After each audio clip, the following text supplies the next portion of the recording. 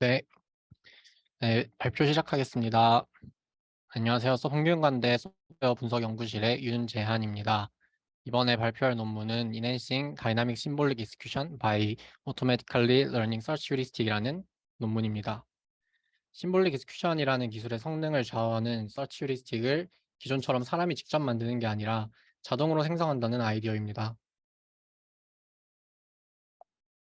잠시만요. 먼저 심볼릭 익스큐션에 대해 말씀드리면 심볼릭 익스큐션이란 프로그램의 입력을 기호로 대차여 실행하는 테스팅에 활용되는 기법입니다. 이제 슬라이드의 예시 함수를 보시면 함수의 입력 x를 기호 알파로 대차여 실행하고 조건문을 만나면 분기가 갈라지게 됩니다. 이제 오른쪽 패스를 살펴보면 이 경우를 만족하는 조건문 패스 컨디션은 알파가 0보다 크다라는 것을 알 수 있고 이후 패스 컨디션을 만족하는 해를 컨스트레인트 솔버를 통해 찾고 테스트 케이스를 생성하는 방식입니다. 이렇게 생성된 테스트 케이스는 얼마나 많은 코드를 실행하는지, 또 버그는 찾는지로 평가되고, 코드 커버리지 같은 경우 일반적으로 얼마나 많은 브랜치, 즉 빨간 박스 같은 조건문을 지났는지로 확인할 수 있습니다. 이 심볼릭 익스큐션을 콘크리트 익스큐션과 결합한 방법이 다이나믹 심볼릭 익스큐션입니다. 크게 콘크리트 테스팅, 익스큐션 제너레이티드 테스팅 두 가지 접근으로 나눠지게 되고, 콘크리트 테스팅은 크레스트, 세이지 등이 있고, 익스큐션 제너레이티드 테스팅은 클리, EXE 같은 툴이 있습니다. 콘크리트 테스팅에 대해서 먼저 살펴보면 콘크리트 테스팅은 이제 콘크리트한 입력으로 프로그램을 실행하는 방법입니다. 예시를 통해서 설명드리면 이제 대상 함수가 있고 첫 입력으로 x는 0, y는 0이 주어지면 먼저 함수를 초기 입력으로 실행합니다. x는 알파, y는 베타라는 심볼로 교체되고 패스 컨디션을 모으면 알파는 0이고 베타는 0 미만이 됩니다.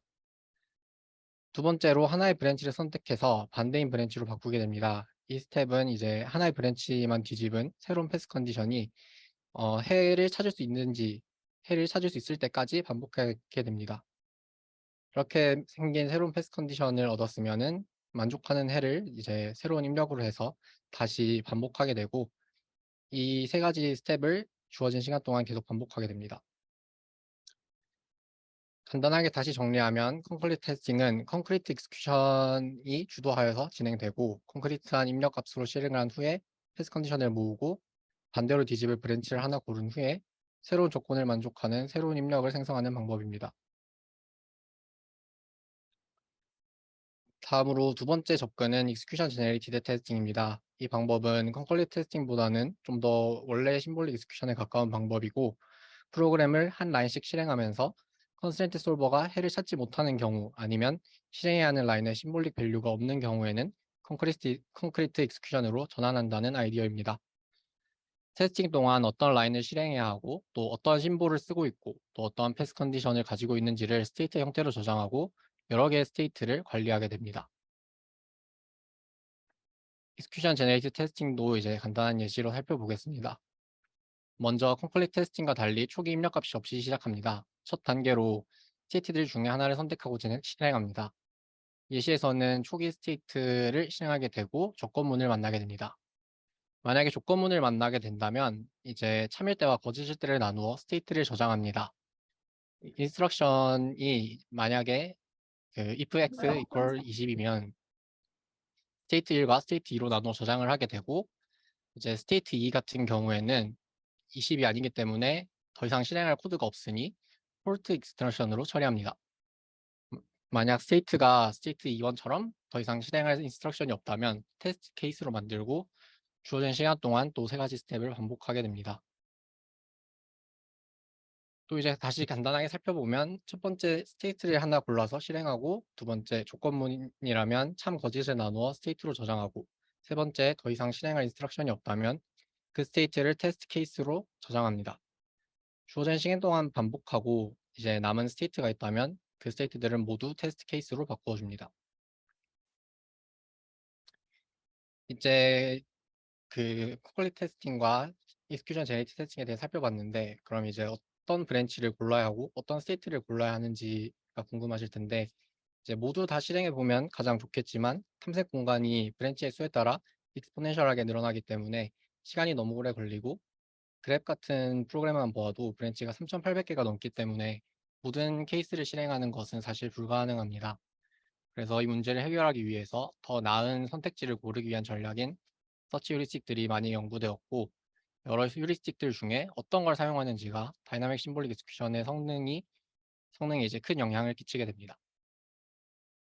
콘컬리 테스팅에서는 여러 브랜치 중에 어떤 걸 뒤집을지를 선택하는 휴리스틱으로 TFS, BFS, CFDS 같은 방법들이 사용되었고, 익스큐션 제네레이티드 테스팅에서는 DFS, 랜덤 패스, NURS 같은 방법들이 보완되었습니다. 하지만 이제 이런 기존 휴리스틱들을 살펴보면 몇 가지 문제점이 있는데, 먼저 성능이 좋은 휴리스틱을 만드는 것 자체가 굉장히 어려운 일이고, 또 만약에 만든다고 하더라도 모든 프로그램에 대해서 안정적인 성능을 내지는 못합니다. 이제 컨컬리 테스팅을 예시로 보면 그 VIM에서 가장 좋았던 CFDS가 익스팻에서는 뒤에서 2등이 되고, VIM에서 3등이었던 휴리스틱이 익스팻에서는 가장 성능이 좋습니다. 이 문제는 이제 익스큐션 제네리티브 테스팅에서도 똑같이 일어나는데, 이제 PTX에서는 이제 컴바인을 살펴보면은 랜덤 패스라는 휴리스틱이 1등을 했는데, PTX를 살펴보면은 아예 순위권에도 들지 못한 모습을 보입니다. 이제 이 문제를 해결하고자 자동으로 프로그램에 맞추는 가장 좋은 휴리스틱을 생성하는 파라다이스를 고안하였고, 이제 파라다이스를 만드는데 핵심 아이디어로 파라미터릭 서치 휴리스틱과 파라미터릭 러닝 알고리즘이 사용되었습니다.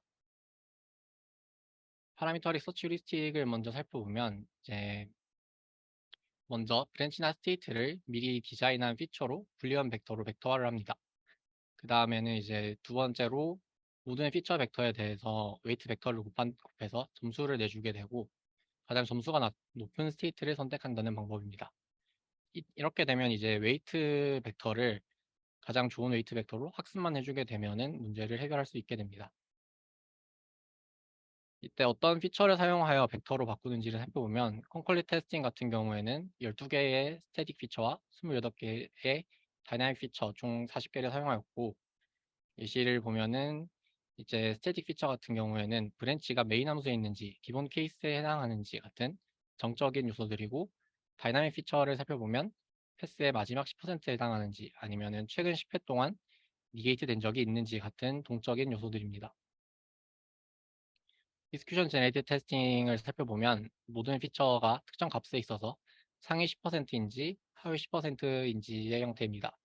예를 들면은 이제 컨스트레인트 솔버가 푸는데 코스트가 낮은 10%인지 아니면 코스트가 높은 10%인지에 해당하는지 여부를 가지고 true or false로 나타내게 됩니다. 총 26개의 피처가 있고, 인스트럭션에 관련된 게 8개, 심볼릭 매핑에 관련된 게 8개, 패스 컨디션에 관련된 게 10개가 디자인되었습니다.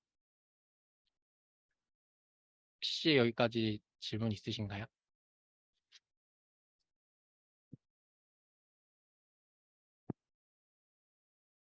없으시면 계속 진행하겠습니다. 이제 다음은 웨이트를 학습하는 방법인데, 간단하게 설명하면은 웨이트를 이제 샘플링할 샘플 스페이스로부터 여러 개의 웨이트를 뽑아서 실행을 하고, 그 중에 가장 좋은 K개를 뽑아서 이제 다시 평균적으로 가장 좋은 두 개를 뽑습니다. 그 다음에는 두 개가 가진 웨이트 값에 따라서 샘플링 스페이스를 줄이고, 이걸 반복해서 웨이트의 범위를 어느 정도 줄여가는 방법입니다. 만약 샘플링한 웨이트가 이전에 가장 좋은 웨이트보다 커버리지가 낮다면 수렴한 것으로 간주하고, 이전에 가장 좋았던 웨이트를 그 가장 최저값이라고 반환하고 학습을 종료합니다. 이제 다시 좀 정리를 하면은 데이터 드리븐 어프로치로 접근하였고, 초기 샘플링 스페이스는 -1에서 1까지의 범위를 가지고 이 범위를 리파인해 가는 방법입니다. 이제 먼저 n개의 샘플된 웨이트 중에 탑 K를 찾는 find, 탑 K 중에 평균적으로 가장 좋은 두 개를 찾는 체크, 샘플 스페이스를 줄이는 리파인 총 3단계로 이루어져 있습니다. 또 이제 논문에서 한 실험들에서는 find에서 쓰는 n값을 일반적으로 1000, k를 10으로 설정하였고, 체크에서는 5번에서 10번 실행한 평균을 이용해서 탑2를 선정하였습니다. 다만 이런 하이퍼 파라미터들은 프로그램의 크기에 따라서 실행 시간이 달라지기 때문에 이제 프로그램에 맞추어 거는 이제 논문에 표기가 되어 있고요. 그리고 리파인 단계에서는 만약 하나의 피처에 대해 두 웨이트 모두 양수이면 둘 중 작은 값 이상 1 이하로 리파인하고 둘 다 음수인 경우에는 둘 중 큰 값 이하 마이너스 1 이상으로 리파인하였습니다. 다음은 실험 파트입니다. 이제 해당 파트에서는 첫 번째로는 생성된 휴리스틱이 효과적인가, 두 번째 학습하는 데 드는 코스트는 합리적인가, 세 번째 학습 알고리즘은 유효한가, 네 번째 피처의 중요도는 어떤가 해서 네 가지 항목에 대해서 실험적으로 증명하는 파트입니다. 파라다이스를 적용한 베이스 익스큐터로는 컨컬릭 테스팅은 크레스트, 익스큐션 제네이티드 테스팅은 클리를 사용했습니다. 이제 벤치마크 프로그램들을 살펴보면 이제 앞선 연구들에서 사용된 벤치마크들인데 컨컬릭 테스팅 같은 경우에는 크기가 큰 프로그램으로 6개, 작은 걸로 4개, 그리고 익스큐션 제네이티드 테스팅은 큰 걸로 3개, 작은 걸로 4개가 사용되었습니다. 먼저 휴리스틱의 성능 면에서 살펴보면 컨컬릭 테스팅에서는 이제 모든 그 크기가 큰 벤치마크들에 대해서는 가장 좋은 성능을 보였습니다. 이제 쭉 그냥 그래프인데 가장 위에 있는 분홍색 라인이 파라다이스이고 가장 좋은 성능을 보이고 있습니다. 그리고 크기가 작은 벤치마크들에 대해서도 성능이 가장 좋기는 하지만 다른 휴리스틱들도 같은 성능을 보이는 경우가 많았어서 따로 이제 표기를 하였고, 버그 파이딩에 있어서는 이제 해당 논문에서는 따로 중점을 주지 않았음에도 다른 휴리스틱들과는 달리 GAWK에서는 100번 실행하면 100번 모두, 그랩에서는 100번 실행하면 47번을 그 버그를 찾는 성능을 보였습니다. 익스큐션 제네이티드 테스팅도 마찬가지로 성능이 이제 가장 좋은 성능을 보였고, 쭉 이제 벤치마크에 대해서 가장 좋은 성능을 보였고, 버그 파이딩에 있어서도 압도적이진 않더라도 이제 다른 휴리스틱들보다 좋은 성능을 보였습니다. 다음은 학습에 드는 시간 비용에 관한 내용입니다. 각 벤치마크별로 이제 드는 시간은 슬라이드에 있는 테이블을 참고하시면 되고, 일반적으로 10시간에서 20시간 정도가 걸립니다. 하지만 이제 학습시키기만 하면은 프로그램이 업데이트 되어서 버전이 바뀌어도 다시 사용할 수 있고, 이제 슬라이드에 GWK나 SED 같은 프로그램을 보면은 버전이 바뀌었음에도 성능이 가장 뛰어난 것을 확인할 수 있습니다. 그리고 GCAL이나 LS에서도 성능이 가장 좋았고요. 그리고 또 학습하는 동안의 브랜치 커버리지 역시 다른 벤치마크들을 다른 휴리스틱들을 똑같은 시간 동안 실행한 것보다 높은 커버리지를 보이고 있어서 학습하는 시간이 무의미하다라고는 말할 수 없다고 이제 증명을 했습니다. 익스큐션 제네이티드 테스팅에서도 역시 트레이닝할 시간을 포함해서 커버리지를 계산하면 파라다이스가 다른 휴리스틱들보다 성능이 가장 좋은 것을 알 수 있습니다. 다음은 이제 학습 알고리즘의 효율성 측면입니다. 랜덤 샘플링만 사용한 웨이트와 러닝 알고리즘을 사용한 웨이트를 이터레이션별로 성능을 비교한 박스 플롯을 보면은 리파인 과정을 거칠수록 평균 커버리지가 높아지고 분포도 더 좁아진 것을 보아서 러닝 알고리즘이 효과적으로 적용되었음을 알 수 있습니다. 익스큐션 제네이티드 테스팅에서도 비슷한 결과를 보였습니다. 다음으로 마지막으로는 이제 어떤 피처가 중요하냐 하는 관점입니다. 항상 양수이거나 항상 음수인 웨이트가 학습이 되는 그런 피처는 없었고, 또 컴플렉스 테스팅의 결과를 비교해 보면은 아마 이제 비교적 양수인 경우가 많은 피처랑 음수인 경우가 많은 피처들은 있었습니다. 해당 경우들은 플러스 마이너스로 이제 테이블에 표시가 되어 있고, 오히려 이제 반대로 벤치마크에 따라서 양수이기도 음수이기도 한 피처들도 있었는데, 이런 그 피처들은 별표로 표시가 되어 있습니다. 똑같이 이제 익스큐션 제네이티드 테스팅에 대해서도 살펴보면은 별표가 쳐진 그 피처들이 상당히 많고, 항상 음수거나 항상 양수인 피처는 없다는 점을 확인할 수 있었습니다. 발표는 이상입니다. 질문 있으신가요?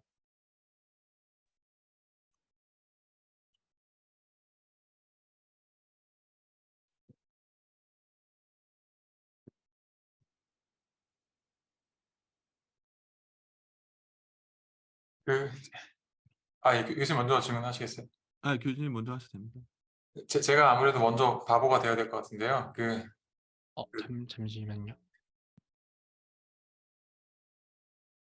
네, 질문해 주시겠어요? 네, 이 분야를 제가 잘 몰라서 그 컨컬리 테스팅이랑 그 익스큐션 제너레이티브 테스팅에 대해서 조금만 더 자세히 설명해 주실 수 있나요, 혹시? 잠시만요. 화면이 보이시나요? 네네. 그 목적 자체가 그 프로그램에 더 많은 브랜치를 커버하는 것이다. 요거는 이해를 했는데요. 네. 네, 그 두 가지 방식이 그래서 구체적으로 어떻게 다른지, 그다음에 방금도 그 컨컬리 테스팅이랑 그 익스큐션 제너레이티브 테스팅에 대해서 뭐 몇 가지 사용되고 있는 프로그램들이 있다고 말씀해 주셨잖아요. 네. 네, 뭐 그런 것들이 어떻게 다른지 이런 것들이 조금 궁금합니다. 먼저 콘클리트 테스팅이랑 퓨전 제네리티브 테스팅이 어떻게 다른지 먼저 설명을 드리면은, 콘클리트 테스팅은 이제 이름부터가 콘크리트 테스팅 더 플러스 이제 심볼릭 테스팅이라서 콘크리트 익스큐션으로 먼저 실행을 하고, 그 결과에 따라서 이제 심볼릭 패스를 바꿔가면서 새로운 콘크리트한 인풋 값을 만들어서 실행을 하는 그런 방법입니다. 반대로 이제 익스큐션 제네리티브 테스팅은 좀 더 원래 심볼릭 익스큐션에 가까운데, 이제 얘네는 콘클릭처럼 콘크리트한 값을 넣는 게 아니라, 실행을 하다가 만약에 전통적인 심볼릭 익스큐션으로는 해결하지 못하는 부분이 나왔다. 만약에 뭐 패스 컨디션이 풀 수가 없다거나, 아니면은 코드가 외부 코드라서 어떤 패스를 지났는지 알 수가 없다라고 하면은, 그때 콘크리트 익스큐션으로 전환을 해서 실행을 하고 값을 받아서 계속 진행을 하는 그런 방법입니다. 제가 그 단어의 뜻을 잘 이해 못하는 것 같은데, 네네네. 콘크리트 익스큐션이랑 심볼릭 익스큐션은 어떻게 다른 건가요? 콘크리트 익스큐션은 저희가 실제 프로그램 실행하는 것처럼 특정한 값을 넣어서 실행을 하는 거고, 심볼릭 익스큐션은 이제 A의 X 값으로 뭐 2나 3이라는 특정한 값을 주는 게 아니라, 알파라는 심볼로 대체를 하고, 이 알파가 어떤 조건을 만족하면은 이제 오른쪽 브랜치로 내려가고, 조건을 만족하지 않으면 왼쪽 브랜치로 내려간다. 이런 식으로 프로그램을 실행하는 경로를 찾는 방법입니다. 그럼 저 심볼릭 익스큐션에서는 특정 값을 넣는 게 아니라 그 네, 값이 어떤 조건을 만족했을 때 뭐 어느 브랜치로 가는지 이런 이제 네네. 논리적인 조건들을 계속 찾아 나가는 건가요? 네, 그런 조건들이 패스 컨디션에 계속 쌓이게 됩니다. 근데 이제 예를 들면 저 심볼릭 익스큐션은 모든 프로그램의 명령문에 대해서 저희가 완벽하게 계산해 낼 수 있는 건가요?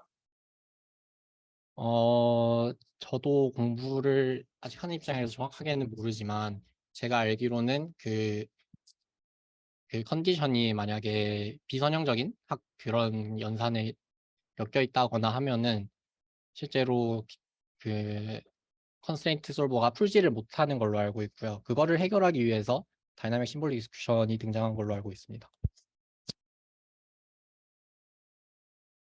네. 그러면 죄송합니다. 제가 계속 바꿔서 질문해서 그 다이나믹은 그럼 여기서 뭐 어떤 차이가 있는 건가요? 다이나믹은 이제 기존의 심볼릭 익스큐션이 외부 코드가 섞이거나 아니면은 계산이 비선형적이거나 하면은 해결을 못 하는데, 그거를 콘크리트 익스큐션이랑 결합을 해서 그 문제점을 좀 완화하고자 하는 접근입니다. 그럼 뭐 그 실제 값들도 몇 가지 넣어 보면서 좀 더 그 심볼릭 익스큐션을 프랙티컬하게 뭐 잘하겠다 뭐 이런 뜻인가요? 네네네. 아 그 그래서 네. 네. 말씀 부탁드립니다. 네, 그래서 콘크리트 테스팅에서는 실제 인풋을 넣어서 나온 패스 컨디션을 활용하고, 심볼릭 익스큐션 제네티드 테스팅에서는 만약에 값이 이제 기존에 그냥 심볼릭 익스큐션으로 실행하지 못하는 경우에는 콘크리트 익스큐션으로 전환을 해서 진행을 하게 됩니다. 네. 감사합니다.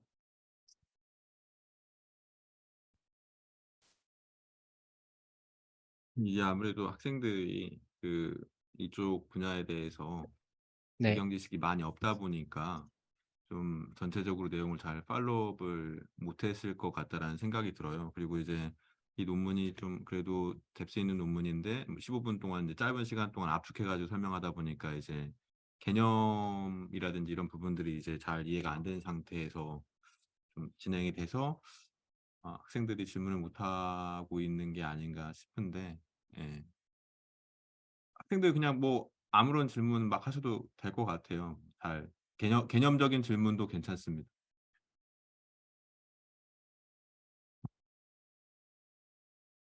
그 아까 전에 말씀하신 그 파라미터라는 거는 그 어떤 네. 걸 의미하는 건가요? 기존에 있는 휴리스틱들은 그냥 DFS나 BF가 같이 굉장히 직관적인 것들이 많았는데 이제 그거를 저희는 특정 피처를 저희가 미리 디자인한 피처를 주고 그거에 관해서 특정 스테이트가 참이다 거짓이다를 파라미터화를 하고요. 일단 그러고 그 특정 피처들이 얼마나 이제 그 특정 피처들에 어떤 점수를 줘야 되냐에 대한 웨이트를 또 파라미터로 둬서 학습을 하는 식으로 진행했습니다. 그 저기서 저 브랜치는 뭐 프로그램에서 뭐 논리적으로 어떤 뭐 if문에 뭐 true로 가느냐 false로 가느냐 이런 게 브랜치라고 이해를 하겠는데 저 네, 왼쪽 아래에 있는 스테이트는 뭐 인스트럭션이랑 뭐 M이랑 저 네네. B랑 이렇게 트리플로 되어 있는데 뭐 저런 게 뭐 어떤 의미인지 이런 것들은 좀 잘 이해가 안 되는 것 같습니다.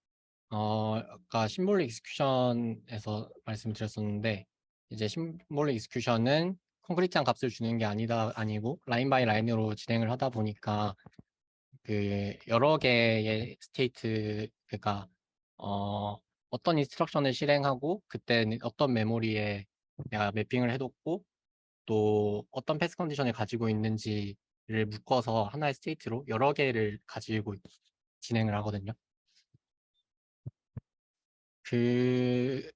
그거라고 생각을 하시면 되는데, 그러면 인스트럭션은 지금 코드에서 실행하고자 하는 그 스테이트먼트를 말하고 M은 네, 그 뭐 예를 들어 어떤 변수가 뭐 어떤 값을 갖고 있는지 뭐 이런 현재 시스템의 그 런타임 그 상태를 말하고 저 패스 컨디션은 그러면 그럼 그 중에 이제 어디로 갈지 어느 경로로 갈지 이거를 뜻한다고 보면 되나요? 아니면 지금까지 어떤 어, 경로로 갔는지? M은 그 심볼릭 그 실제 메모리라기보다는 심볼릭 매핑이라서 이제 실제로 코드에서 X라는 변수가 있으면은 얘가 심볼 알파로 매핑이 되어 있다. 이 정도로 그 여기 보시면은 X가 알파로 매핑이 되어 있는 것처럼 이 정도로 이해를 해주시면 될 것 같고 네네네. 뒤에 있는 패스 컨디션은 지금까지 어떤 그 경로를 타려면은 이제 심볼릭 밸류들이 어떤 조건을 만족해야 되는지에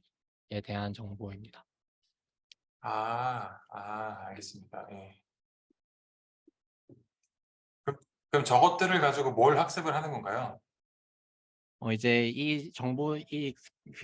스테이트에 대한 정보를 피처를 통해서 벡터로 나타내게 되고 그러면 이제 벡터마다 각각의 피처가 있으면은 어떤 피처에 이제 더 좋은 점수를 주고 어떤 피처에 나쁜 점수를 주는지에 대한 이 웨이트를 아까 러닝 알고리즘을 통해서 학습을 시켜서 이제 네, 그 웨이트를 휴리스틱으로 사용하게 됩니다. 그렇게 해서 지금 각각의 네, 저 트리플에 대해서 지금 저희가 웨이트 벡터를 가지고 점수를 매긴 건데 그럼 저 점수가 의미하는 거는 어떤 건가요? 그냥 단순하게 가장 점수가 높은 스테이트를 다음에 실행하겠다라고 생각하시면 됩니다. 쟤를 실행을 해야 뭔가 새로운 브랜치를 커버할 수 있다 뭐 그런 의미인가요? 네, 얘를 하는 게 가장 새로운 브랜치를 많이 커버할 것이다라는 의미로 받아들이시면 될 것 같습니다.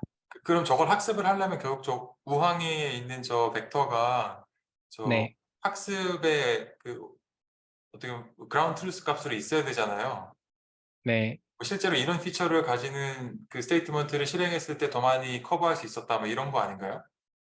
네. 그래서 그거를 이제 여기서 말씀드렸었는데 여러 그 n개를 샘플링을 해서 실행을 하고 그 중에 가장 결과가 좋은 탑 K개 10개를 뽑아서 걔네를 가지고 이제 그 어디서부터 피처를 샘플링할 그 웨이트를 샘플링할지 하는 범위를 줄여 나가는 방식으로 학습을 진행했습니다.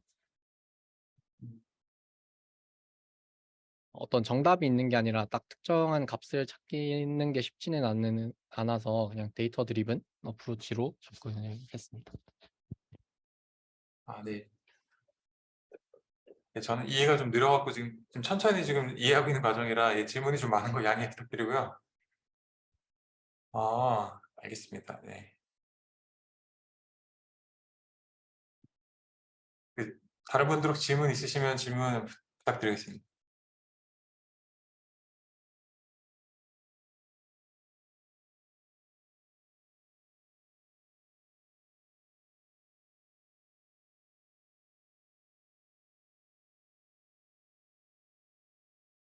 하수영 교수님 전체 그림을 한번 그려주세요. 아, 네. 그, 어쨌든 그 풀려는 문제가 되게 쉽게 말하면은 엄청나게 많은 후보군들이 있고, 후보군들에서 뭘 골라야지 이제 코드 커버리지도 높아지고, 아니면은 뭐 오류도 많이 찾을 수 있는지 어쨌든 선택 문제거든요. 근데 이제 선택의 그 경우의 수가 이제 리얼리스틱한 프로그램을 테스팅할 때는 그 선택해야 될 후보군 뭐 브랜치든 스테이트든 그런 게 이제 수천 개, 수만 개거든요. 근데 그 수만 개 중에서 뭘 잘 선택해야 되는지가 되게 중요한 이슈인데 이 시뮬러 엑스큐션 도메인에서 근데 그걸 잘 고르려고 여러 사람들이 여러 연구들을 했었고 근데 이게 사람이 만들다 보니까 이 기준으로 어떤 브랜치나 스테이트를 잘 고르면은 성능이 좋아질 거야라고 기대를 하고 만들었는데 이게 이제 이미의 프로그램들에서 다 성능이 좋은 경우가 거의 없어가지고 어차피 사람이 만들면은 이게 성능이 그렇게 좋지 않고 만들기도 어려우니까 이거를 자동화하자가 이 목표였고 그러면 어떻게 자동화할까 하다가 이제 하이 레벨 아이디어가 파라미터라이즈 하는 건데 그게 쉽게 말하면은 그냥 내가 선택해야 될 스테이트들을 다 어떤 불리한 피처 벡터로 표현을 해놓는 거예요. 그래서 예를 들어서 내가 선택지가 1000개면은 1000개를 다 각각을 하나마다 피처 벡터, 불리한 피처 벡터로 만들거든요. 그래서 예를 들어 40차원짜리 불리한 벡터면은 이제 이 브랜치를 설명하는 40개의 피처로 얘는 이런 특징을 가지고 있어, 없어 이런 불리한 피처 벡터로 이제 만드는 거죠.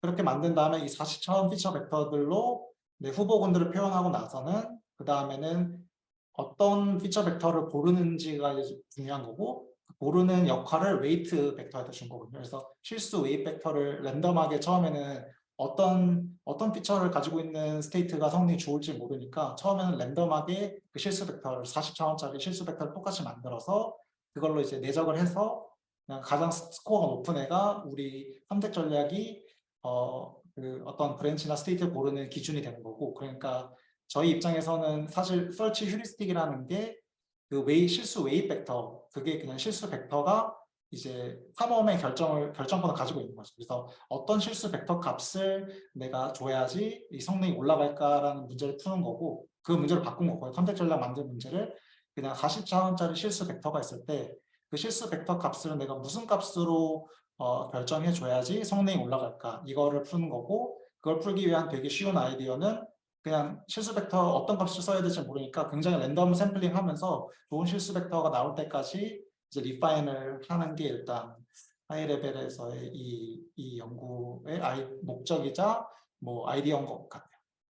네, 아마 이제 이 시뮬러 엑스큐션이랑 이런 익스큐션 제너레이티브 테스팅 이런 걸 아예 처음 들어보셨으면 아마 오늘 발표 좀 따라가기 어려웠을 것 같긴 하네요.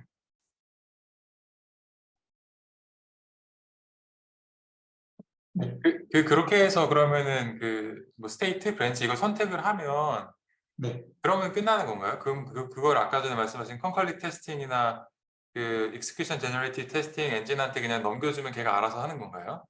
그렇죠. 주어진 시간 동안 그 탐석 웨이 벡터에 해당하는 기준으로 계속 고르고 실행해보고 고르고 실행해보고 그거를 이제 제 주어진 시간 동안 반복하는 거죠. 원래는 이론적으로는 탐험해야 될 스테이트가 모두 다 탐험이 되면 종료되는데 리얼리스틱한 프로그램에서는 그럴 수가 없기 때문에 그냥 주어진 시간 동안 그냥 선택하고 실행해보고 다시 또 선택하고 실행해보고 그냥 그 반복을 하는 거를 주어진 시간 동안 반복하는 겁니다. 그 학습은 어떻게 하나요? 학습은 직관적으로는 내가 한 1000개 정도 리얼 실수 벡터를 1000개 정도 랜덤하게 만들어 봐요. 네. 그리고 그걸로 이제 다 성능을 측정해 보는 거죠. 이제 그 기준으로 탐험했을 때 성능이 얼마나 좋아지는지 확인해 보고, 그랬을 때 그 1000개 중에서 상대적으로 좋았던 애들로부터 뭔가를 배우는 거거든요. 예를 들어서 1000개 중에서 예를 들어 제일 좋은 2개의 웨이트 벡터, 실수 벡터가 있는데 그 2개 실수 벡터가 특정 피처의 웨이트를 둘 다 양수로 준 거예요. 그렇다는 소리는 직관적으로는 그 피처를 가지고 있는 스테이트나 브랜치들을 골랐을 때 성능이 좋아졌다라는 경험이 있는 거니까 그 피드백을 줘서 그 실수 벡터를 다음에 샘플할 때는 음수에서 샘플하지 말고 양수에서 샘플해봐, 이런 식으로 그 샘플 스페이스를 계속 줄여가는 게 하이레벨 아이디어. 뭐 그라디언트를 계산하거나 막 그러는 거는 아니고, 네, 네네. 그러면은 그러니까 더 좋은 실험 결과를 만들었던 그 스테이트들이 갖고 있었던 피처들의 값을 강화해주는 방식으로 그렇죠. 네. 웨이트 벡터를 학습을, 엄청 그 옵티미제이션 간단하게. 알고리즘은 그러면은 어떤 걸 쓰는 건가요, 여기서는? 그냥 뭘 있는 걸 쓰진 않았고 그냥 지금 정말 제가 말한 그대로를 하는 그냥 알고리즘을 제가 정의를 해가지고 썼습니다. 휴리스틱하게. 알겠습니다. 여기는 그러니까 결국은 그 리니어 프로그래밍이잖아요. 그 네. 벡터가 있고 그 벡터들이 만들어내는 그 내적의 값을 최대화해 줄 수 있는 그 웨이트들을 얻어내는 건데, 그거를 계산으로 하면 안 되나요? 그냥 이렇게 그 웨이트를 이게 어떻게 학습하는 게 궁금합니다. 이게 테스팅의 목적이 이제 중요한데 보통 테스팅을 하는 게 코드의 커버리지를 높이려고 하는 거잖아요. 네. 근데 이제 그 여러 가지 이제 브랜치를 잘 선택해가지고 커버리지를 높이는 게 중요한데 이거를 실제로 하지 않으면 커버리지가 얼마 나오는지 알 수가 없어요. 그래서 네. 리니어 인티저 옵티미제이션을 풀 수가 없습니다. 정답을 아시기 이게 때문에. 이게 결국에는 내가 뭐 지금 테스트를 엄청 많이 해서 이 코드에서 발생 가능한 엑스큐션 패스를 다 실행해 보면은 이제 일단 테스트가 끝나는데, 그러면 이제 버그를 찾을 수 있으니까, 있는지 없는지 확실하게 알 수 있으니까. 근데 아까 말씀하신 것처럼 탐색해야 되는 경로가 무한대니까, 거의 무한대에 가까우니까 우리가 중요한 패스들만 선택을 해야 되거든요. 결국에는 그 중요한 패스들을 선택할 수 있게 하는 각각의 이제 피처들을 결국에 이제 브랜치를 어떻게 선택하고 뭐 이런 것들을 잘 찾아내야 되는데, 지금까지 그거 랜덤하게 했더니 뭐 잘 되고 뭐 이런 휴리스틱이니까 잘 되고 뭐 여러 가지 휴리스틱이 있었는데, 이게 프로그램마다 이제 성능이 너무 천차만별이니까 같은 휴리스틱이라고 하더라도 그거를 잘 할 수 있는 방법을 제안한 거거든요. 근데 이제 기본적으로 여기서 이제 샘플 스페이스에서 피처를 잘 찾으면은 그거를 실제로 이제 얼마나 커버리지를 달성하는지를 체크를 하고 계시죠. 체크를 하고 그다음에 이게 커버리지가 엄청 높아지니까 이게 좋은 피처구나, 이렇게 이제 판단을 하는 거기 때문에 이게 실제로 그냥 코드를 실행하지 않고 분석해서 커버리지를 얼마만큼 달성할 수 있는지를 알 수 있으면 사실 테스팅이 이제 필요가 없으니까, 그렇게 리니어 옵티미제이션, 그러니까 리니어 프로그래밍으로 이제 풀 수는 없을 것 같고, 그러니까 사운드하게는 할 수 있을 텐데 어쨌든 컴플리트하게는 할 수 없으니까, 그래서 이제 테스팅에서 어떻게 테스팅을 잘 해야 되냐, 우리가 중요한 케이스, 그러니까 버그가 발생할 것 같은 케이스를 다 커버해야 되는데 그걸 어떻게 하면 커버할 수 있느냐, 뭐 이런 거에 대한 얘기여서요. 그래서 네, 실제로 테스팅을 해야 됩니다. 네. 네, 어쨌든 그리고 이제 지금 이게 그냥 이제 그 설치 휴리스틱을 자동으로 만들어낼 수 있는 그 과정을 자동화할 수 있다라고 처음으로 이제 제안한 연구거든요. 그래서 좋은 웨이트를 만들어내는 방법도 더 좋은 알고리즘이 있을 수 있고, 그리고 이제 스테이트나 브랜치를 표현하는 피처들이 있는데 그것도 사람이 그냥 매뉴얼하게 만든 거거든요. 뭐 이런 뭐 브랜치가 뭐 메인 함수 있는지 없는지 정도를 알면은 그걸로도 좋은 브랜치인지 아닌지 우리가 판단할 수 있지 않을까, 이런 식으로 브랜치의 특징을 기술하는 피처를 40개를 기술한 건데, 그것도 사실 어떻게 보면 엄청나게 애드혹한 거죠. 이제 어느 정도 직관은 있지만 그게 정말로 지금 브랜치들을 정말 잘 표현하고 있는지, 내가 골라야 될 애들을, 왜냐면 후보군은 수만 가지 브랜치인데 그거를 40차원짜리 불리언 벡터로 표현하는 게 아마 표현력이 많이 떨어질 거거든요. 어쨌든 이제 그러니까 피처를 어떤 피처를 만드는지도 성능에 영향을 많이 주고, 이 연구는 그 피처에 해당하는 웨이트 벡터를 어떤 웨이트 벡터를 주는지도 성능에 엄청 많은 영향을 주는데, 그 둘 다 일단은 약간씩 애도하게 한 거죠. 지금 여기에서는 포커스는 테크니컬한 컨트리뷰션보다는 이게 자동화가 가능하다. 사람이 그동안 10년 이상을 사람이 손으로 만들었었는데 그거를 그냥 기계가 그 프로그램 맞는 탐색 전략을 만들어낼 수 있다가 메시지여서, 안 그래도 이 관련돼서 후속 연구들을 좀 진행하려고 하고 있습니다. 그래서 기본적으로는 이 피처를 도메인 엑스퍼트가 정말 좋은 피처를 선택하는 부분이 굉장히 중요하거든요. 피처를 뭐 엉망으로 선택하면 아무리 학습해도 뭐 잘 안 되는 거여서. 근데 이제 그런 피처를 지금 뭐 매뉴얼하게 선택하는 것도 쉽지 않으니까 그거를 자동으로 선택하는 연구도 하고 있죠. 네, 그렇죠. 피처를 자동으로 만드는 연구를 지금 이 윤재한 학생이랑 같이 해보고 있습니다. 그러니까 저 피처 테이블 40개 아까 보여드렸던 40개 테이블 있잖아요. 그 테이블을 그냥 없애고 이것마저도 자동으로 만드는 걸 이번에 하려고 하고 있어요. 그러니까 스테이트랑 브랜치를 어떻게 표현해야 될지를 자동으로 만들어 보자가 저희 이거 관련된 후속 연구인 것 같아요. 자동으로 만들 수 있으면은 뭐 임팩트가 확실히 있을 것 같습니다. 네, 일단은 어쨌든 그래서 이게 아마 네. 차수영 교수님처럼 전문가들만 요 이제 피처를 선택할 수 있어서 일반인들이 선택할 수가 없거든요. 일반 개발자들이 테스팅 엄청 많이 해보고 분석한 사람들이 선택하는 거여서. 근데 이제 그것조차도 약간 뭐 휴리스틱이다 보니까. 사실은 이 테이블을 어떻게 만드냐에 따라서 그뭐 뒤에 성능에 영향을 엄청나게 많이 주거든요. 예를 들어서 이것도 뭐 그냥 여담이지만 이 논문이 한 번인가 두 번 떨어졌었거든요. 근데 그때 썼던 테이블들이 계속 떨어질 때마다 종류가 달라졌었어요. 그러니까 이 테이블을 뭐 처음에는 뭐 30개로 구성했는데 성능이 그렇게 임프레시브하게 좋아지지는 않는 거예요. 어느 정도 따라가긴 하는데, 근데 그 피처를 예를 들어서 맨 마지막 후반부에 있는 뭐 아직 도달하지 않은 함수에, 그러니까 뭔가 아직 도달하지 않은 함수들 중에서 가장 가까이 있는 브랜치, 뭐 이런 피처를 또 아이디어를 내서 이런 피처의 이런 특징을 가지고 있는 브랜치들을 고르면 성능이 좋아지지 않을까라는 사실 직관이 없으면은 이걸 만들기가 성능이 좋아지지도 않거든요. 이 어프로치 자체가. 그래서 사실 피처에 그 엄청나게 영향을 많이 받는데, 이거를 그 당시에는 이제 이거가 그렇게 뭐 어렵지 않고 뭐 논문이 이제 그래야지 붙으니까, 왜냐면 이게 사실은 정수긴 하거든요. 탐색 전략 만드는 탐색 전략에 어떻게 보면은 그 탐색 전략이 가지고 있는 특징들을 아토믹하게 나눈 거라 생각하시면 돼요. 그냥 그거를 이제 아토믹한 피처를 어떻게 조합해야지 성능이 좋아질까를 이제 좀 해본 거고. 그래서 이제 뭐 저 최근에 알았는데 이 작년에도 이제 CCS에 이런 비슷한 연구가 나왔는데 걔네들도 또 똑같이 그 스테이트를 표현한 테이블을 또 만들었더라고요. 그리고 그걸로 러닝을 하고 있는, 어떤 스테이트를 골라야 될지 러닝을 하고 있어서 그냥 이 피처 엔지니어링 하는 이 프로세스를 자동으로 하면은 그래도 뭐 괜찮지 않을까, 새로운 연구가 되지 않을까 싶어서 그거를 요즘 재한 학생이랑 열심히 하고 있습니다.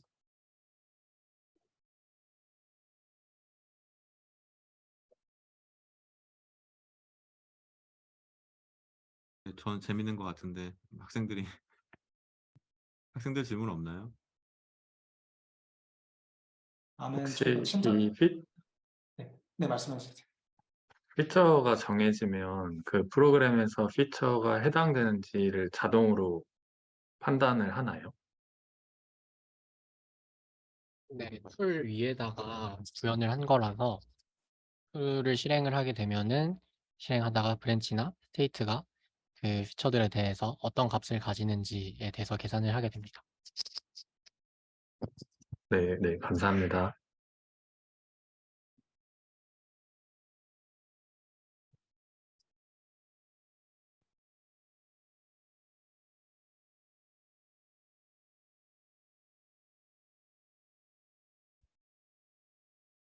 혹시 학생분들 질문 없으실까요?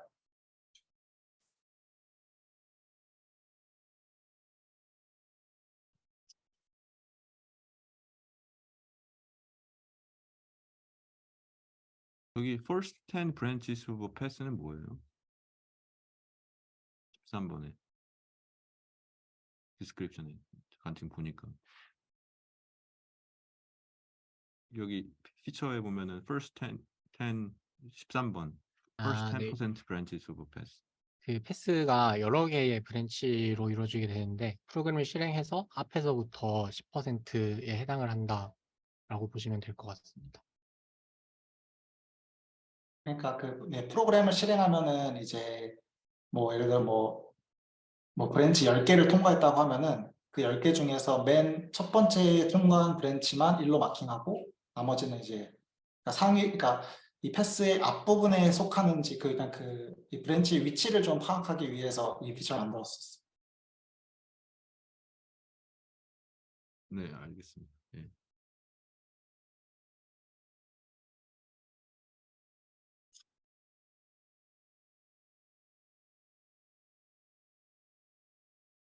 네, 질문이 만약에 더 없으시면은 예.